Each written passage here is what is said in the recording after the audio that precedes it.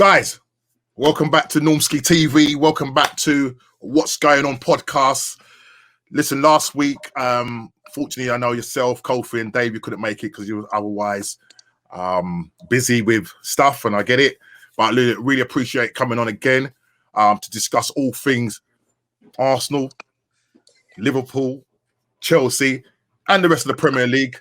Some stuff that was going on. All right, yeah, keep your hands down. Just cool, Dave. I know you're a very happy man. A couple of weeks ago, you didn't have that. You didn't have that smile on your face. You didn't have that smile on your face. We'll get there. We'll get there. We'll get there, guys. Listen. The weekend.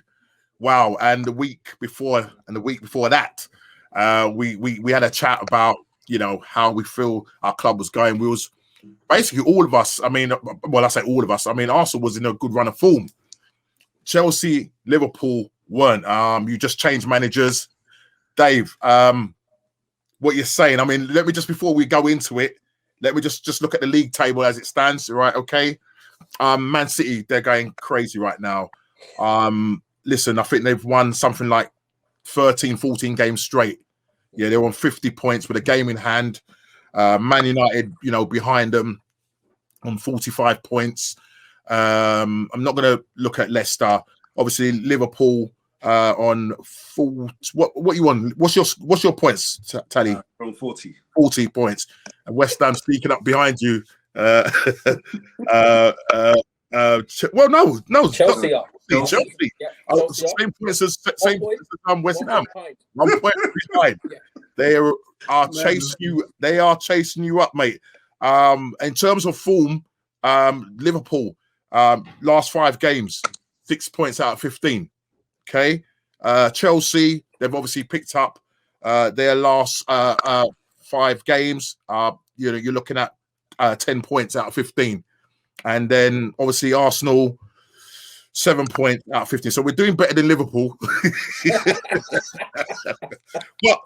listen, the table doesn't lie. We're sitting in 10th place right now. It looks like we've gone back to Arteta ball. We've reverted back to type. It's an absolute joke. As a matter of fact, let me start off with our game first of all. And I want to go back to the Wolves game. I don't know if you watched the game and what your thoughts on that. Now, listen, it's probably been the best 45 minutes of football I saw against Wolves, and you can obviously discuss your game quickly, but it was the first half, best 45 minutes of football that I've seen Arsenal play in the league. We could have taken Wolves to the sword. We didn't. As I said, we got that goal. I mean, we had a goal disallowed. Saka hit the post, and then that beautiful goal by who scored it? Was it Pepe? Was it Pepe that scored that goal? This was Pepe, wasn't it? Equalizer, yeah, it was, yeah. Yeah, it was Pepe. And I was just, what did you say? No, was that equalizer? I thought you said something about his sideburns. No. I thought you said something about his sideburns. But you know what? He has got some serious sideburns, you know what I mean? Yeah. I don't want to be saying that because there's a certain guy that gets he's very sensitive when it comes to you talking about Pepe. That's my son. Oh, yeah. But yeah, so that 45 minutes, we've got 2 minutes to go before we go in for half time. Then David Luiz happens. Yeah. It happens, right? Now, I don't know what your thoughts are on that, yeah? But one, I would say, listen, VAR, I don't know what your guys' thoughts on VAR, the referee, the FA, the ruling, and all the in terms of the ruling and rules that comes with how they keep changing it. I'm sick of it right now. Yeah. Mm-hmm. Now we wouldn't be in the position if David Luiz had read the game properly. This guy's a seasoned player, won loads of trophy. He decides a ball comes over the top. He decides to vacate the space. Hasn't got the legs. The guy has the beating him. The forward has the beating of him. And look, for me, it was an accidental clash. Some people were saying, he purposely brought him down. There's no way. The guy's foot catches his knee. They deemed it as a red card. He didn't. Craig. I think it was Craig. Is it Paulson?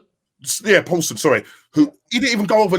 VAR didn't even say go and have a look at the monitor. Not even that. And then when I see some of the red cards that have been rescinded, the West Ham player, Sasencho, and who was the other player that just had a card recently rescinded?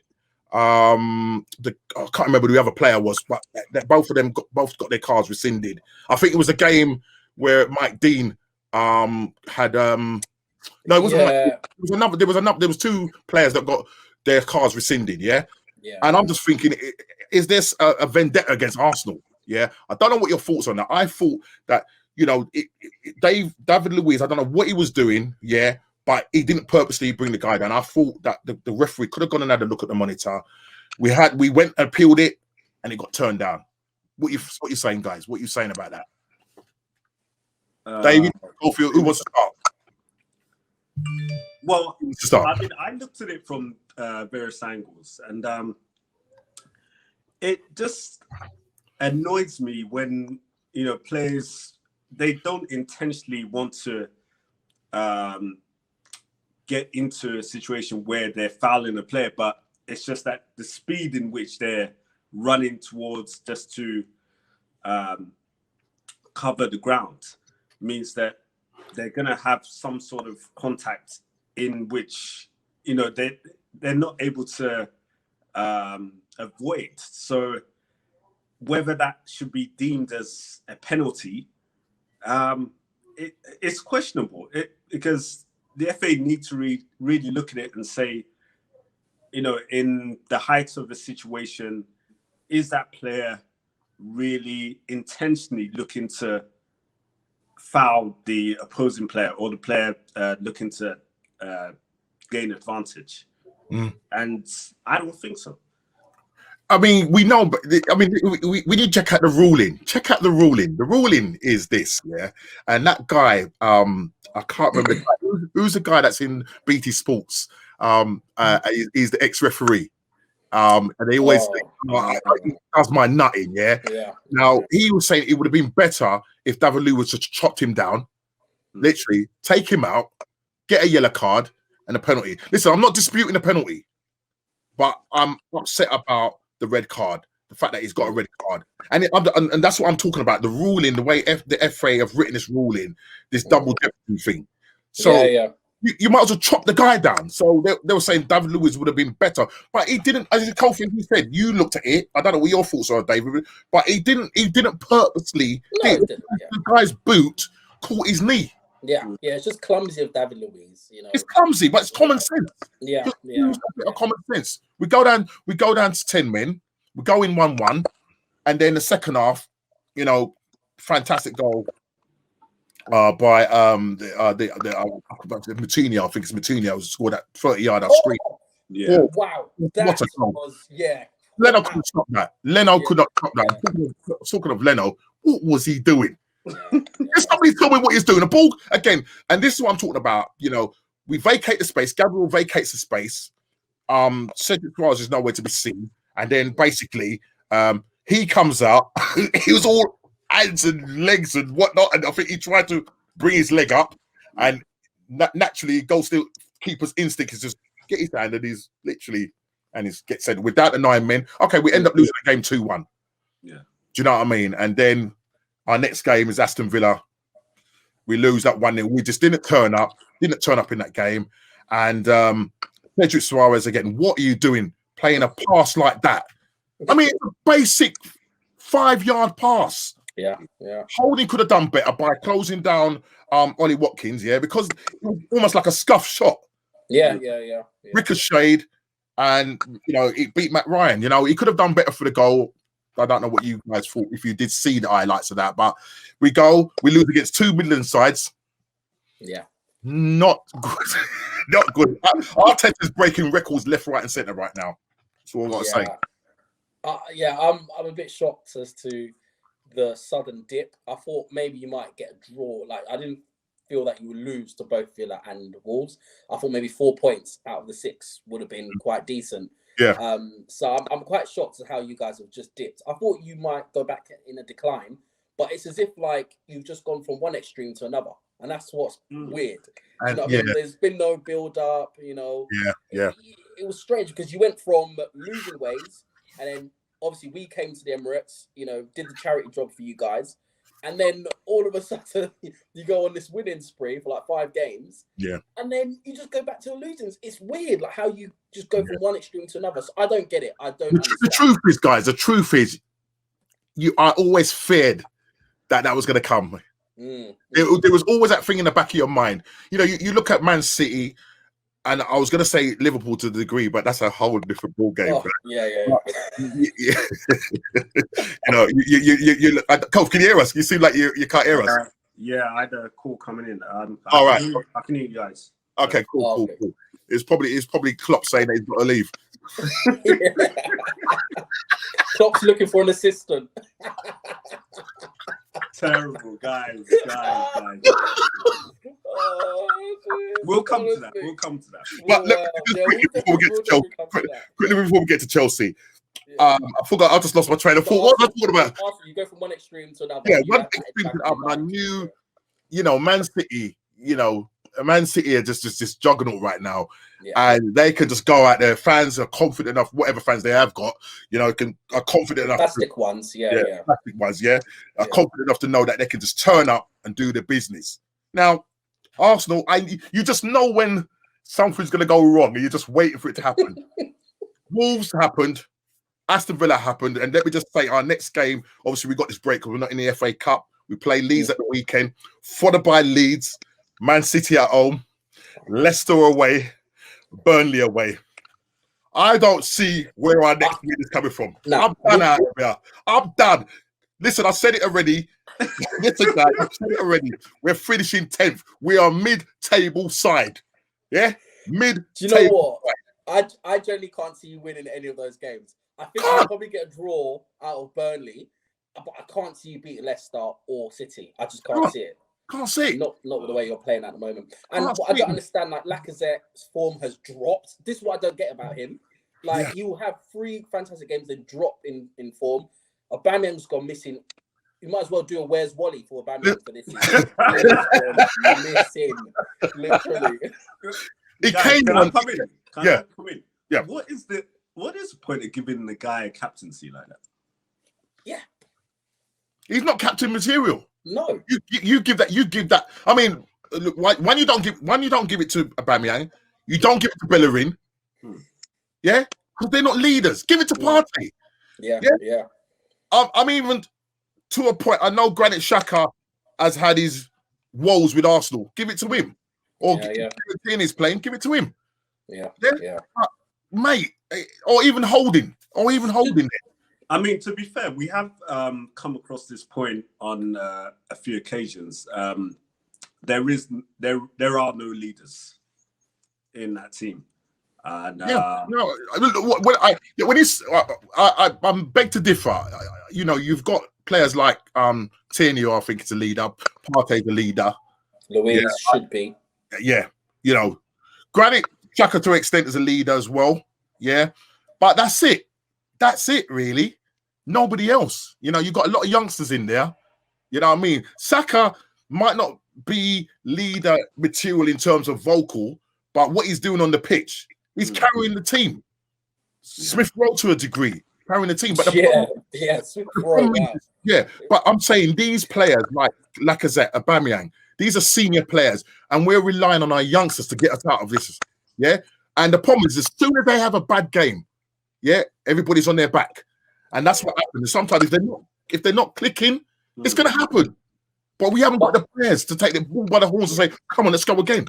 Arsenal have this, this history of overpaying players who, for me, I don't believe deserve that sort of credit. Do you know what I mean? They haven't really done enough to be getting Ozil 330 grand. Aubameyang's on almost 300 grand now. Like you look across Willian 200,000. Willian 200,000 for Willian. Our highest paid player is Ben Chilwell at 190.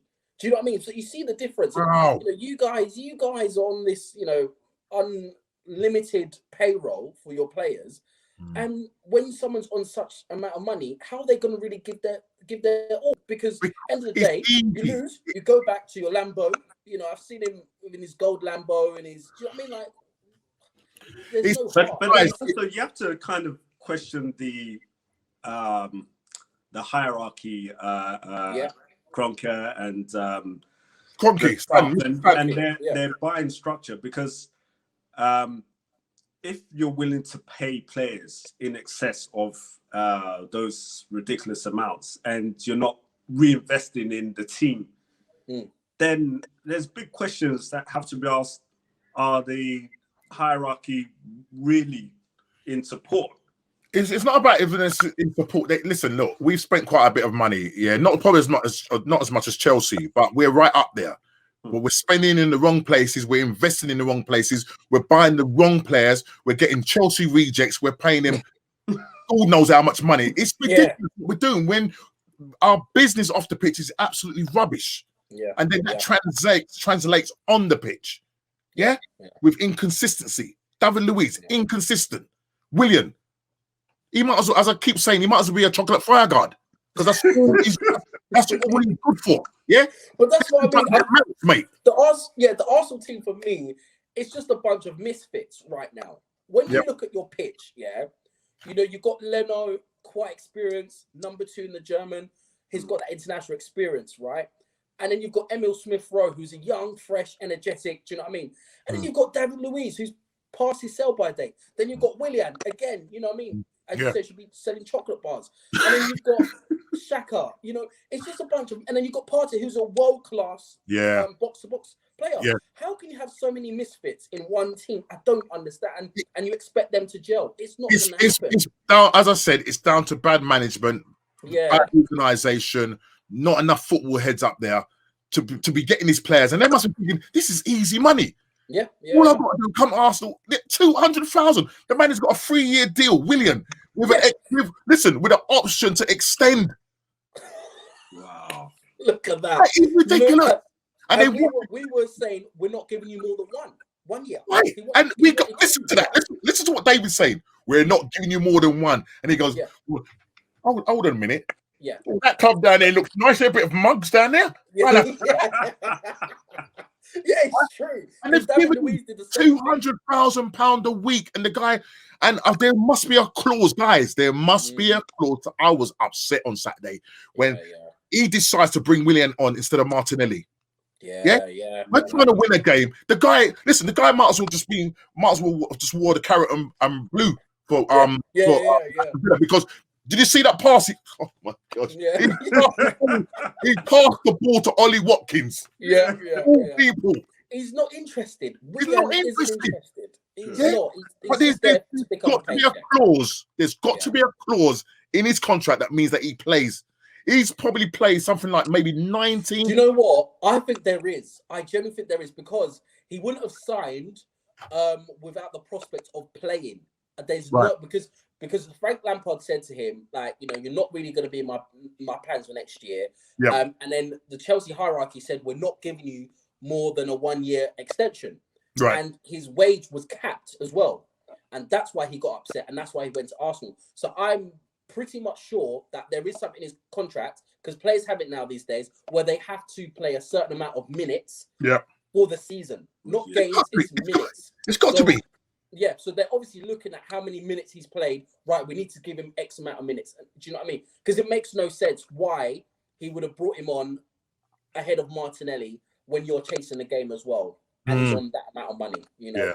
It doesn't make no sense whatsoever. And as I said, for me, the jury is absolutely out on Arteta. Listen, I don't blame the guy. I don't blame the guy for taking the job. But it's too big for him. Listen, Chelsea acted like a big club. They acted like a big club. And what happened? They say, yo, Frankie boy, you might score 200 plus goals for us, but bro, you ain't doing it. And as Abramovich appreciates him, he says, boy, with regrets, we have to let you go. We have to let you go. And Arsenal right now are not acting like a big club. Somebody said on I was watching this other chat show podcast, and they said Arsenal, are known. The name Arsenal known. You associate them as being a top 4 club. But in reality, we are a mid-table club. 10th place is where we deserve to be. Where did you finish last season again? So check it now. Let me just show you the runnings, yo. Yeah. Wenger, listen, we are now been out of the Champions League now nearly 4 years. Wow. The first time Wenger, we finished 5th, right? Unai Emery came in after him. We finished 5th. Arteta comes in after him. We finished 8th. We're now currently 10th. Wow. Where was the improvement? But I tell you this now, guys, Arteta will not get sacked. He will not get sacked because they're right now, I'm telling you, they're ready to give him another contract. Yeah. If they're going to give him another contract, all I would say, Kroenke, you need to back this guy in the summer. Now, the only problem for me, if we don't finish in a European place, how are we going to attract the players? Yeah. So, too many dead wood. Yeah, too much dead wood. No, mate. Arteta, Drew is out, and I want you out. Right. I mean, it's very difficult to, if you look at it in terms of Arsenal's ability to attract new players in future transfer windows. How many people want to play in the Arsenal team? How many people? Yeah, we are not attractive right now. No. We're not an attractive club. It's as simple as that, Kofi. We're not an attractive club no more. If you've got aspirations, you wouldn't be. Yeah, we're not an attractive club no more. I mean, and just let me finish on this because I want to go to Chelsea. My worry is this now, right? As much as Saka signed a new contract, Smith Rowe, we got some quality young players there. They're looking at that thinking, right, we're going to probably finish 10th, probably even lower, depending on what happens. Why would I want to stay here? If big clubs come calling, yeah? Because remember, Liverpool one time was interested in Saka, weren't they? Yeah. Liverpool were interested. You know what? I could actually see one of the German clubs coming in for him. Easily. Or Dortmund. Easily. Happening. Easily. Summer, I can see them doing that. Yeah. Because Saka is a talent. Martinelli. Yeah? Kieran Tierney. I think look, the Arsenal fans are saying now they love the club and they will stay. I just hope that Arteta can persuade them to stay. And the only thing, as I said, if the club are going to back him, they need to back him properly. They need to back him. We're not going to get the players at top level or even medium level. I mean, boy, I don't know. I mean, because we keep saying about Arteta needs to have his own team. He's had about two and a half transfer windows. They're going to give him. They're going to give him maybe another 2 or 3 transfer windows before he gets it right. Yeah, I think going right now is the wrong direction. Yeah, for me, ultimately, I feel that Arsenal is a bunch of misfits, and you need to get rid of the deadwood. You can't have a team where you've got talents like Saka, Martinelli, Partey, and Tierney, and then you've got the likes of David Luiz, Willian, and El Nene. It makes no sense. You can't get top 4 with a mismatch of a team like that. There needs to be a fine balance, and I think until he gets rid of those players, then I can't see you guys finishing top 5 or 6 now. Yeah, I mean, listen, he's got the likes of Ozil out, so he's gone on a permanent. Mustafi's gone on a permanent. Kolasinac, obviously he's on loan at the moment. Hopefully we can get rid of him, get him off our books. So there is still a few players to get out there. Players like El Nene, we need to get out. Shaq, we need to get out. Yeah. You know what I mean? There's still a lot of players. Still there? No, Jenkins is gone. Jenkins gone. Okay. Yeah, he went. Chambers? What about Chambers? Chambers is still there. Chambers is still there, and there's a lot of Wenger players still there. Yeah, you know what I mean, look, I don't know. I mean, Odegaard looks a good prospect. I'm hoping he looked good when he come on. Very talented. Partey was sort of bigging him up because when he used to play against him, when he was playing at Atletico Madrid, so he's a tough, intelligent player, really good on the ball, very quick thinking, and that. There's talk that he wants to stay at the club. Whether Real Madrid will allow that to happen is another thing. But he does look for talent. And then when you've got the likes of him, possibly Smith Rowe, those two combining or coming on, whatever, that might be good. I think we need to be going for players like, Basuma from Brighton. If we can get like him to really toughen up our midfield. And when I say toughen up, I'm in terms of we need more energy in the middle of that part. Granit Xhaka is just the game is too fast for him. Backwards, Mr. Backwards, Granit Backwards, Granit Backwards, or whatever. That's his middle name from now on, man. That's takes too long on the ball. But look, enough of Arsenal. As I said, to the jury's out on you, and you need to go. That's it. Done. Sign, seal, and delivered. Right, done. Right, let's go to Chelsea now. Let's go to Chelsea. Yeah.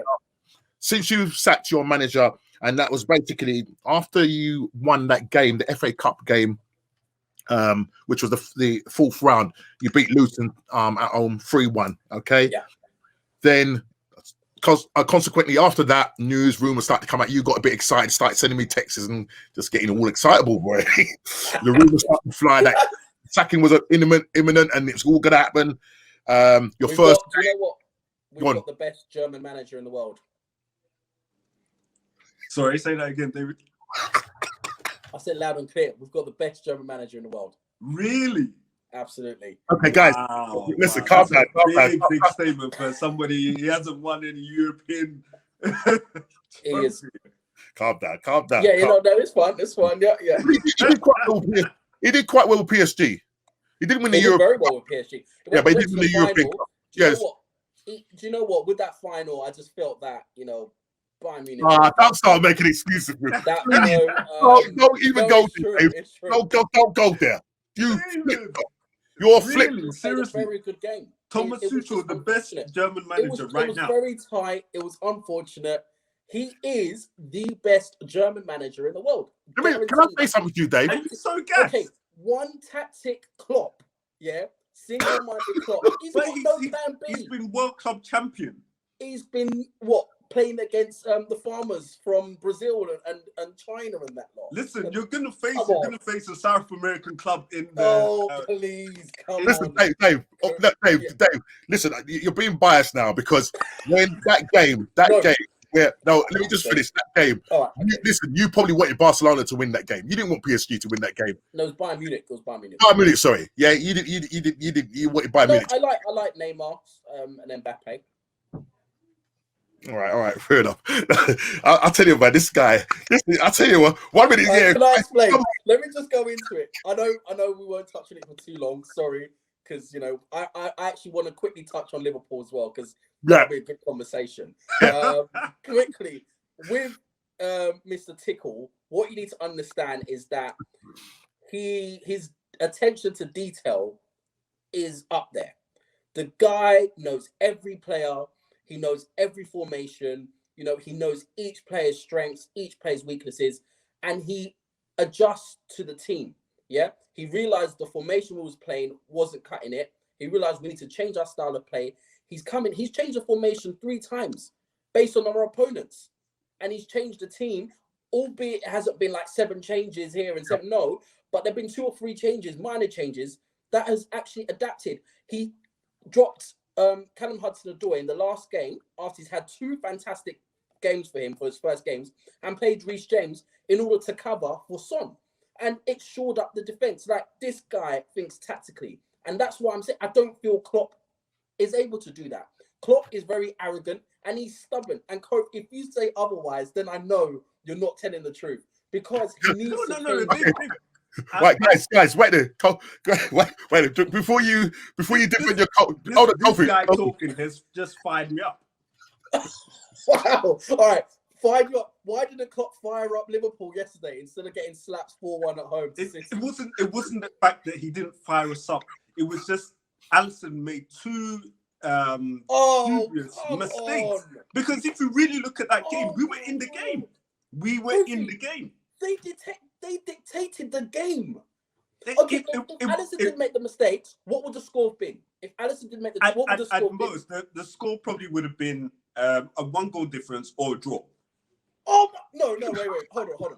Seriously, the final score. Okay, the final score was what? What was the final score? The final score was 4-1. Right. Okay. So take away the 2 mistakes Alisson made. Yeah. What would the final score have been? The final score would have been 2-1. Right then. So who would have won? Yeah, but that's the difference. 1 goal.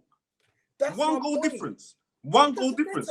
They still. So that means the game still would have been tight. Okay, if the score was, let's say, 2-0 and both mistakes was Alisson's fault, I hear what you're saying. But they would have beaten you regardless, with or without Alisson's mistakes. No, you can't say that because the fact that they even missed the penalty. The team's Come heads on. dropped. The team's heads dropped. Kofi, And how do you they- know? How do you know that at that point in time, before the mistakes that Alisson made, that Liverpool All right, probably okay, do you wouldn't know, have? okay, Kofi, they missed a penalty before they'd even scored the first goal. So Yeah, but you can even use that can that as an happen. argument to say that they were on top of Anybody you. in any game could miss a penalty. Kofi, you're not making sense. What I'm trying to say is, regardless of whether Alisson made a mistake, they even missed a penalty. So if you want to start using, it would have been a different scenario. Yeah, they would have scored the penalty. It would have been a different scenario. That's what I'm trying to say. But These men were on top of you. Raheem Sterling was ripping Trent Alexander left, right, and centre. The man couldn't handle him. It was game over. This is City without De Bruyne, City without Aguero. Yep. Do you know what I mean? City without Laporte. Ooh. Do you know what I mean? Like, Yeah, this but is a very skin tight City team. This is not. They didn't have Gabriel okay. So Jesus. Hang on a minute. Let me come in there. Let me just come in here first, Kofi. Let me just come in here. Now, I'm gonna back Kofi here because we had a conversation offline. Okay. Cool. And the discussion that we both had, and I said to Kofi, watching that game, okay, it was quite tight. The first half was quite tight. Obviously, both teams went in 0-0. Yeah. And based on the first half, I thought, well, there's going to either be a 1 goal or 2 goal, 1 goal difference, basically. So I said to Cole, to be honest, I did not expect that scoreline. What I saw of the second half, it's like Liverpool just completely capitulated. They did, but I have to. But there were warning signs. Cool. I've got to disagree with you. Do you know why? Yes, okay, it was tight in the first half. One, Man City dictated the play. They were controlling the game. Liverpool had 2 off chances. Yeah, Mane's chance, and it was the other one. Was it? Firmino. It wasn't Salah. Was it Firmino? Yeah. Firmino. And they would literally it was created out of nothing. So when Liverpool played that fast-paced football, they create something. Other than that, I didn't see anything in that. From what I saw in that first half, I didn't see Liverpool turn out at all. So you might say it was tight. The scoreline was tight, but for me, I always felt that City were dictating and they were in control. Personally, that's what I feel. But the thing is, whenever we play City, they're always going to try and dictate play, and they try ways to get past our press. But obviously, we didn't press enough. So in that sense, yeah, they obviously probably look better in the overall sense of the whole match. 2 things here, yeah? 2 things, right? The last time City beat, I know it's going to probably shock you, Dave. The last time City beat Liverpool at their ground was, guess when? 2003, Nicolas Anelka. Yeah, wow. 2003, right? Not only that, Liverpool have now lost 3 games back. This is the first time this has happened. We're not focusing on Liverpool right now. We're focusing on Chelsea. Let's come to Chelsea. All right, okay. We'll come so back to Chelsea. Go back to Chelsea. Go back. All I'm saying is, I was always Lampard out. Yeah, and I said it from minute 1. Oh my face! Wait, no, Steve, you're actually gonna wait. I'm gonna go back and look at the videos. I'm gonna look at those videos. Coach, we've had offline chats, haven't we? And I've always said Lampard out. Like, he's that you could definitely agree with. Like, especially this season, I was not convinced. Even when we was winning, I still wasn't convinced, and I've always said that. So for me, I know what the team needed, and I think that Tuchel comes and gives that added extra, emphasis. Right, can I ask you to do a favour, Dave? Don't you take your fancy AirPods? They're clicking away like mad. No. Yeah, it's gone now. Is it? Oh, sorry. Yep. I thought it was on your side. Sorry. You just don't learn, man. It's the AirPods. They never work on StreamYard. I told you last. Put them in the case. Yeah, you better. You guys chat, and I'll put it in the case. 1 second. All right. Whilst Dave goes and puts them in the case, yeah, Kofi. I mean, you need to come better, man, and defend your team, bro. You need to defend your team. No. What? Look, we were both sitting, seeing the games from 2 different angles. I mean, in the first half, when Man City were trying to just get through our press, and they were succeeding. And in points of the game, they were succeeding. But never really looked as if that Liverpool were not were so uncomfortable, because we've had that before in games against City where they've tried to break through our press, and that happens in games against them all the time. That's a known thing. It happens with us against City, and they try and do that. Right. Before we go back to Dave, one thing I did say to you, and Pep said it in his post-match interview. He says, when you play Liverpool, you do not play them at their own game. Yeah, that fast pressing game, you do not. I'm still hearing that clicking. Yeah. Yeah. Is it me? I thought it was initially, but I don't know. Can you hear me now? Yeah. That's much better. I can't hear it now. That's fine. No, it's come back. I'm sure it is. 2 seconds. Sorry about this, guys. You know, we're kind of being quite professional.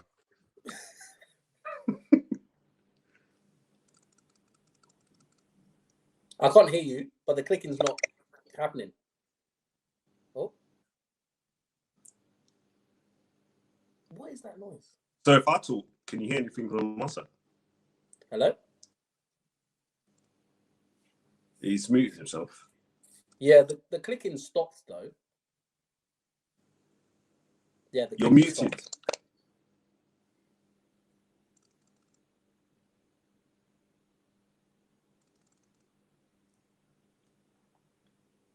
No.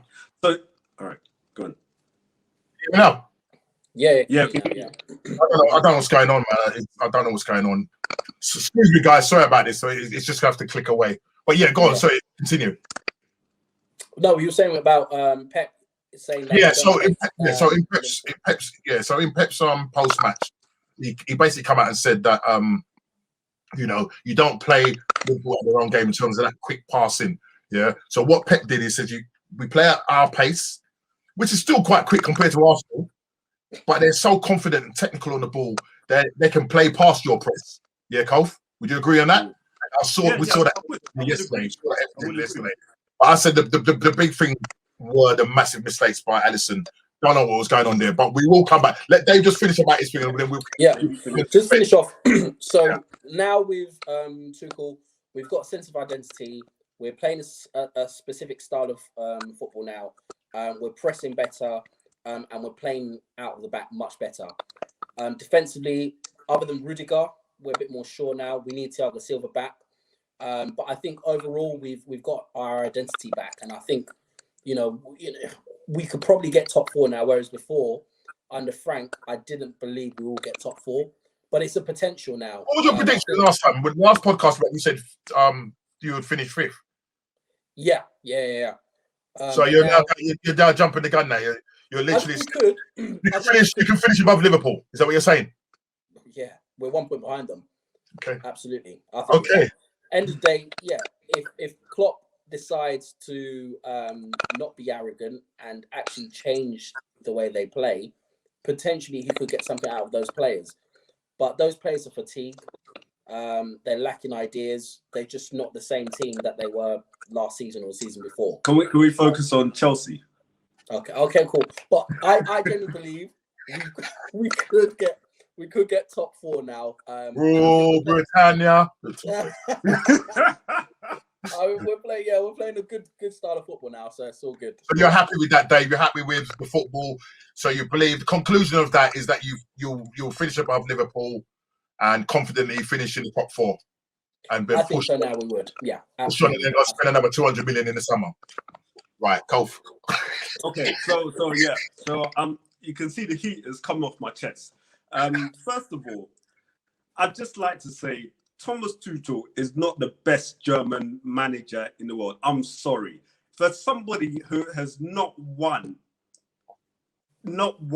anything in the European competitions, to come out and you're talking about, if you look at German managers, look at Bayern Munich's manager, who they won the treble. They won domestic, they won Champions League. I think it was who's the guy that managed Bayern Munich? Oh, I can't remember. Did he get sacked? Flick. Was it him? Yeah. Now you can give him best German manager, but come on, Thomas Tuchel. he goes from club to club, and he believes he is the tactical masterclass. No, yeah, he's very good tactically when it comes to changing up plans in games and how he uses players.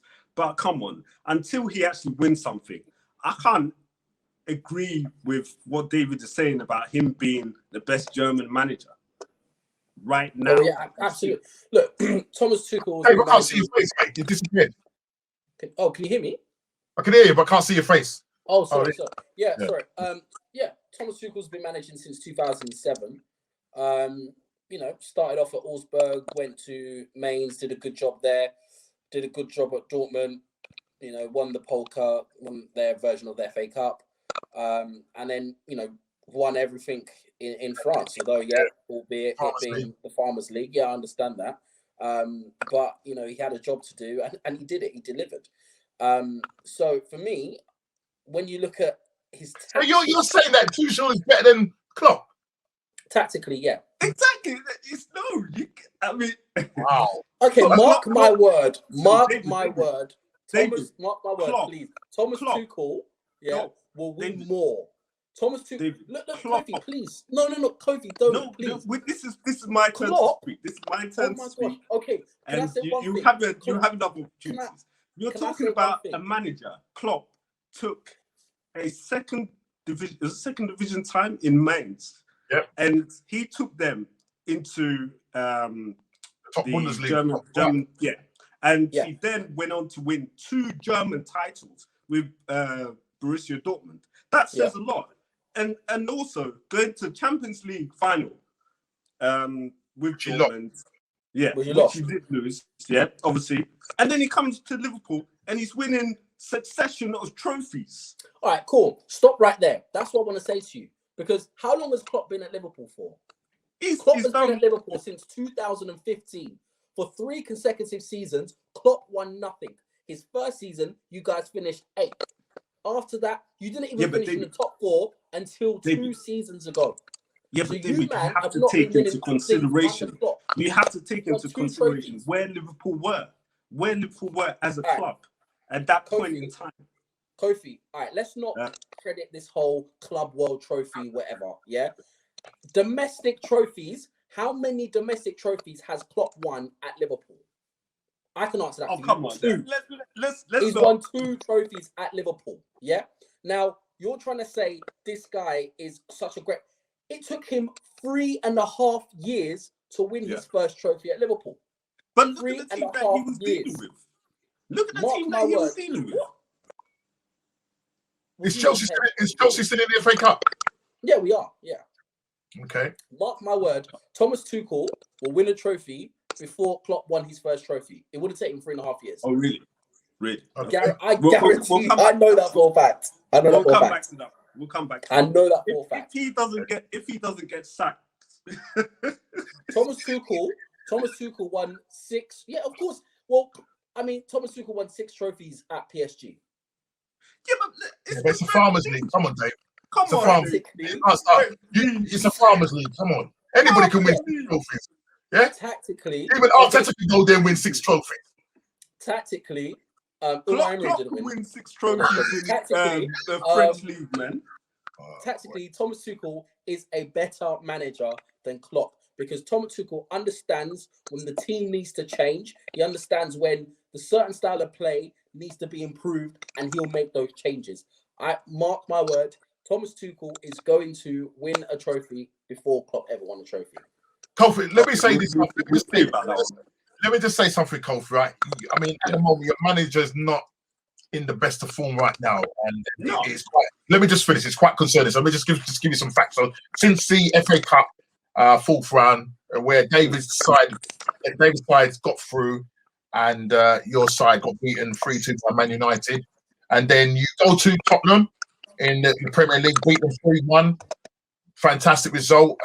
Albeit that, that game, you tore Tottenham apart. But then the West Ham game, if they didn't bottle it in the first half, they could have given you a good game. You came out second half, fantastic, 3-1. And then Liverpool. This is where the start of the, we kind of say the rot right? So let's look at this. Liverpool, Brighton. Explain this. Please, can you explain this to me? Premier League, Brighton, Liverpool are playing at home to Brighton. Now you expect Liverpool to walk that, yeah? 1-0. Game after that, and I think there was a game before that where was it Burnley? Burnley beat you 1-0. Forgot about that. Yeah. 3 back-to-back games losing at home. You've not lost at home in nearly 4 years. What's going on, Kofi? What is happening with Klopp? Is Klopp going to leave the club? Yeah. What's going to happen? There's rumours that he might be interested in a Bayern Munich job. You can't base it on the fact that obviously Liverpool have had succession of losses, and with the team not playing well this season. If it's a case of Klopp has been doing bad for successive seasons, the rot has been going on and on and on, then everybody can start talking and saying, Klopp out. But he's done great things for the club. He has actually done great things for the club. And you can't base it on the fact that Liverpool are just having a bad run of form. We're not like the Chelsea that just get rid of their managers 10 games down the line. 15 games down the line. Managers out. It has been one of the worst title defenses ever in the Premier League. Roy King said something. But he said, there is. Let me just say what Roy King said. Roy King said that you're very bad champions. That's what Roy King said. Kofi, what are your thoughts on the fact that Roy Keane said there are facts behind that? And the problem is that everybody's so quick to jump on the bandwagon in terms of, it's been our worst title defense. We were top of the league like 5 games prior to what was going, or 6 games prior to what was going on. Well, what went wrong? How can that be a bad title defense? Because you're now fourth and 10 points of Listen, the season is not finished, and we're still 5 points behind Manchester United. Right. So you think there's you're going to finish second then? Second, yeah. That's not. We're talking about title defense. Yeah, but come on. We've been on it for 2 seasons, getting close to nearly 100 points. Accumulated. Yeah, exactly, and you didn't win the Premier League when you got to 100 points. You didn't win it. Sorry. Like for me, I saw this tweet and I said it to you before, Normski. Someone wrote, Liverpool have as much legacy as Blackburn Rovers, and that is true. It's going to take another 30 years to win another Premier League title. No. Honestly, that is not going to happen because, we have great backbone within the team. I'm going to say this to you. This is a bold statement I'm going to make here. If Klopp leaves Liverpool, I don't see Liverpool win the title again. Not for another 10 years.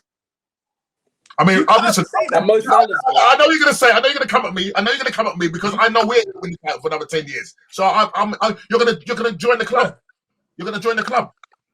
No, because the thing is, you never know. You never know what the next. So who you think? Okay, if Klopp was to go, then who are you going to get? Sorry. Who would you like if Klopp was to go? Who do you think could take Liverpool? Who would I like? Well, Diego Simeone, if he is willing to step away from. I would love to see that. You will go from attacking football to the most defensive. I would love to see Mo Salah. You know what? I'll tell you this now. My missus said to me last night, she goes, if they get rid of Klopp, I don't care, right? So I said, don't worry, because I wouldn't mind having him. Because I just want some success. Yeah? So I wouldn't mind having Klopp for a few years because we was linked with him. And, I think he wanted to come to Arsenal, but, the hierarchy, they had different ideas, yeah? But what I'm saying, Kofi, right now, it's a very bad defensive league. I mean, Man City have defended it. Yeah, Man United have defended it. Arsenal have not defended it. But, I mean, I'm looking at that. We've defended it. Chelsea defended it. Yeah. And we've all got... The funny thing about it, yeah. The common denominator is that all the clubs that we just spoke about have got more Premier League than you. On that note, guys, I'm gonna listen. Dave, I know you got to go. Just before you go, I just want to just say quickly, just with regards to the situation with players getting abused, Transabi, Reece James's sister. Now the fact is, it's not good. What are your thoughts quickly before you go, Dave? The way to allow these trolls and people to hide behind. What are your thoughts? I don't think the government are doing enough. I don't think the police are doing enough. And there needs to be more investigations into this. They need to be working closer with these smartphone companies such as Apple, Samsung, and Huawei. And on top of that, there needs to be some sort of identification process whereby people either put in their NI numbers, passport numbers in order to get these accounts, because it's ruining lives, it's killing people, and it's not just footballers who are receiving racial abuse. Other forms of celebrities are. YouTubers. I sent you that link. Remember, I sent you that link for you to watch. You know, getting YouTubers youngsters that are trying to start their own little YouTube channels and stuff like that. And they're getting, racial abuse, on stuff like that. And I think there was one particular guy. I'm not going to say his name. He got hung out to dry, basically, hiding football terrorists. And it's not nice. People hiding behind fake accounts and stuff like that. 1 minute, the team is performing bad, then they look for us as a scapegoat. Unfortunately, racism is a massive thing in football. We could go on all night about it. It's not good. It needs to be eradicated. And as you said, the authorities need to do more concerning this, because it is affecting lives. It's affecting mentality. These guys can go away and think, well, I've got nothing to live for because of the views that they're getting on Twitter, and other Facebook accounts or whatever. It's not good. It needs to be stopped, and the FA needs to be doing more. Government needs to be doing more. The authorities and police need to be doing more to capture these jokers, basically. All right, listen, Dave, thank you, guys. Thank you. I'm going to finish up a conversation with Kofi. See you next week. We're going to talk about Manchester City. But next week, look out. We're going to see what's going on. FA Cup, whether you're going to be in it or not. And look at how we performed at the weekend. But listen, take care, Dave. I'll speak to you in a bit. Take care. So, Kof, let's just kind of wrap this up. So, just obviously, you can now cuss Dave how you want. That is look, Klopp, he's done a lot for Liverpool, but he's stepping on thin ice at the moment. Can he turn it around? Yes, he can. I believe so. And I think it's just more about the players really looking at themselves individually and saying to themselves, okay, I haven't performed as well as I really should be.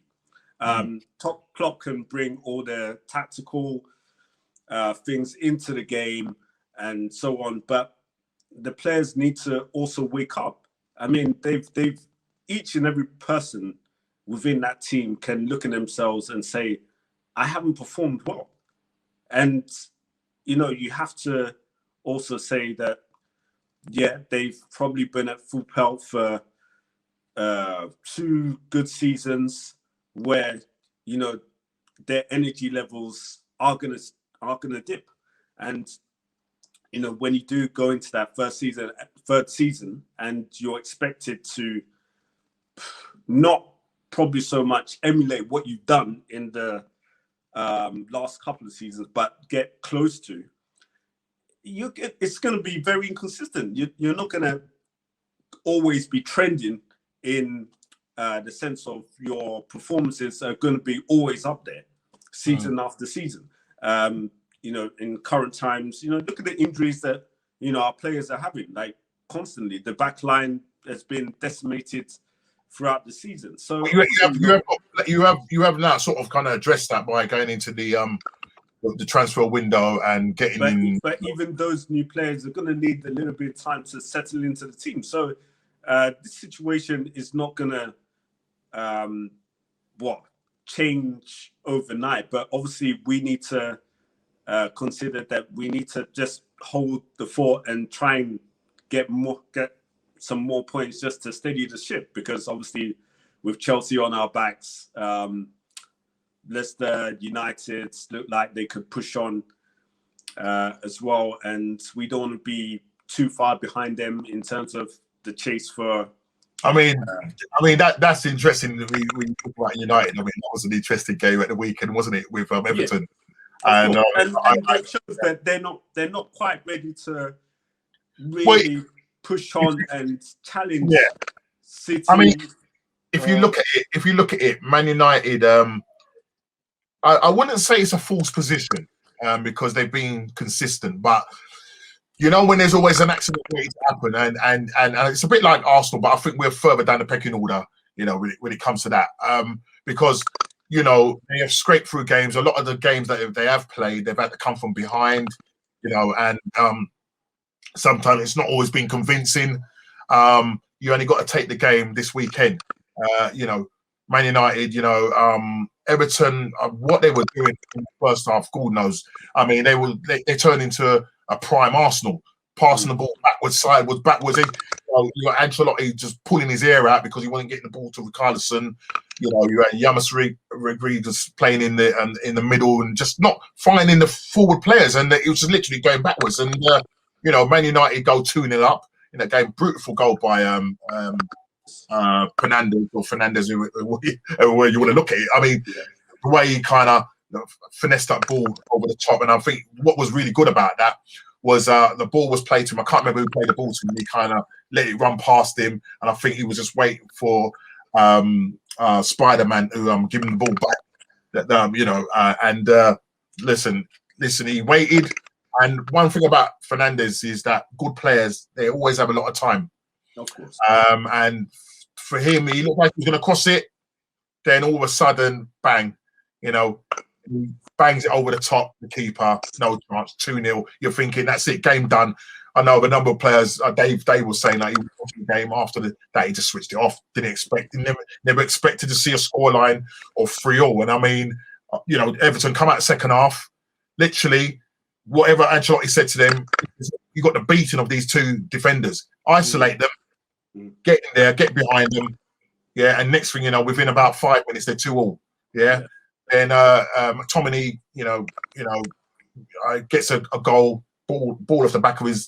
He didn't really head it; come off the back of his neck, and the goalkeeper, you know, gets caught out. I think he must have slipped or whatever, wrong-footed. Goal goes in. 3-2, you're thinking that's it. United see this out, you know, and then Transabie comes on, and you know, a lot of Man United fans were really upset the fact that you know the substitutions were made earlier, and he's taken off Greenwood, and you know this is injury time. Transabie then goes, commits a foul near the halfway line, and you're thinking, well, all they got to do, bung it in the box, big slap it, get his head up, nod it out, and lovely jubbly. Ball comes over. I think it was who's the player that nodded it on Keane, nodded it on, and I think he deflected onto Calvert-Lewin. He controls it with his chest. I think they all put their hands up to say he was offside or handled it. De Gea didn't close him down. That time, you're De Gea, you're meant to make yourself big. But the interesting thing is that in that moment, when the ball was put into the box, you've always got to be ready for that second ball. And, you know, United didn't really show that they were willing to put themselves on the line for just to clear that second ball, because the moment that ball deflects off, anything happens because you're trying to adjust your movement. You've got other players trying to block you from getting to the next ball. And Calvert-Lewin was ready, and he took his opportunity. Yeah, I mean, even he said it in his post-match. You know, the ball came to him, and once he saw that David De Gea didn't close him down, he knew once that ball, you know, fell to his right foot, that was he was scoring, and to have that confidence to do that. And I mean, it was like a knockout blow for them. That's like a loss to them. You know what I mean? You know, you're at home. You know, you're 3-2 up, and then you end up drawing the game. It's like a massive loss for them, and and that's why I just don't think Man United are credible challengers for the league. I mean, whether you can catch them, you're only 5 points behind them. you know, if you get your act together, there's a possibility that you could overturn that 5-point deficit. I think the difference would be for Liverpool is that can we decide to stop being selfish in terms of the front line? They need to get back to some sort of cohesion in terms of. You mean Salah? Salah, yeah, Salah. And then the distribution of the ball needs to be quicker to break the lines, because when you're seeing in games and you're seeing teams who are going to be defensive, put up the two banks, we're just not pulling players out quick enough to just break those lines, and then allows us to get in and create chances. That's why, we're getting found out. And it probably means that Henderson and Fabinho need to come back into midfield. Then it will allow Thiago to push a little bit further forward and, have those incisive passes made into the front three. Yeah. So they can be more effective. And obviously there's an imbalance in the team, which is not helping. And then it means, the team is suffering. Well, look, I mean, your next game, obviously we're not in the FA Cup. Our next game is at home to Leicester. Not Leicester, sorry, Leeds. You're away to Leicester. Yeah. We play Leeds on the Sunday. Then by that, you've got your Champions League. You're going to be playing Leipzig away on the 16th of February. So the games are coming thick and fast. Yep. Injuries, obviously, with your injuries and everything, you want to hope that the likes of the player from Schalke and Ben Davies from Preston are sort of integrated into the side as quick as possible. I know it's going to take time and everything. Yeah. I do think that they have to be given some sort of opportunity to come in with some immediate effect. I believe Jota is getting there, but he's not ready yet. So he would be a welcome inclusion in the next few weeks or so, if he is. You've got to get back to fitness and everything. Is he training now? Is he back at training? He's doing live training. Okay. But fitness is going to probably take him maybe 3 or 4 games. Yeah. Up to speed, isn't it? So I mean, next month we may see something of his inclusion, but it's early to say. I mean, you've got a tough run of games. I'm just looking at your fixtures. As I said, Leicester away on the 13th, then you go away to Leipzig on the 16th, and then 4 days later, Everton have not got no Champions League, so they got no. They're going to be well rested. Yeah. So you play Everton at home on the 20th of February, followed by an away trip to Sheffield United, are fighting for their lives. So, on paper, if this was Liverpool last season, you walk this, but it's not as easy as thing. And then I've told you about our fixture. I mean, Leeds, Man City, Leicester.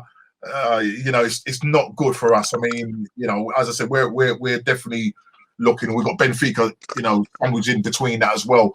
I mean, in terms of where you think you're going to finish, I mean, we're probably going to ask the same question, in a few podcasts time, where we're going to finish. I mean, obviously, we're going to have to see after a few games and the way you play in terms of your performance and that. Where do you think realistically that you're going to finish in the league?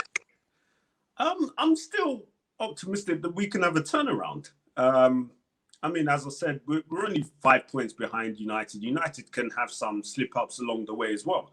Leicester can obviously have some slip-ups. They're both in good form, but still there's that room for some slip-ups along the way. So I'm still optimistic that we can, probably or possibly finish second. But we've got to get our act together. I think Dave might have something to say about that. But no, listen, I like your confidence. I mean, listen, you've got to stick by your team. Yeah. You've got to stick by your team. As for Arsenal, well, boy, as I said, my guess is that I mean, even 8th now sounds like a a long shot. I'm looking at 10th, probably 12th. I mean, this will be the first time we've finished out of a European position in God knows how many years. I mean, Arsenal have to have a massive rebuild plan set in stone that is going to benefit not only the younger ones who are emerging, but also, you know, future possibilities of bringing in experience. Because same with Arsenal, okay, get rid of dead wood. And what I would say there, you brought up a point about experience. Now, I think that's what Arteta is being trying to do for the last 18 months or so. So he's brought in the likes of Pablo Mari, these guys are not young players. Louise, big mistake. But he's brought him in because he brings experience inside. He's won trophies, so he's a seasoned professional. Willian, you're expecting to see, when he first came in, I was like, yeah, well, he's won trophies and blah, blah, blah. But as I said, David warned me about him. He said, you're only going to get one good game out of him. Yeah. 25 games later, he's absolutely right. So we are trying to mix, when I say players of experience with youngsters, we're trying to do that. But the experienced players, they're just not good enough. They're just not good enough. And further down the road, depending on what sort of players we track, because we've got to remember, we ain't going to be finishing in any kind of European place, unless we go on and win the Europa Cup, which again I can't see because you've got good teams that have dropped into there. So I can't see where we're going to win that at all. You know what I mean? And it's not looking good at the moment. It's not looking good. I don't know what the future holds for us. It looks like they're going to stick with Arteta. They're going to have to back him. The board are going to have to back him. The sort of players we're going to get, and who, as I said, are we going to be an attractive proposition to come to? That's the big question.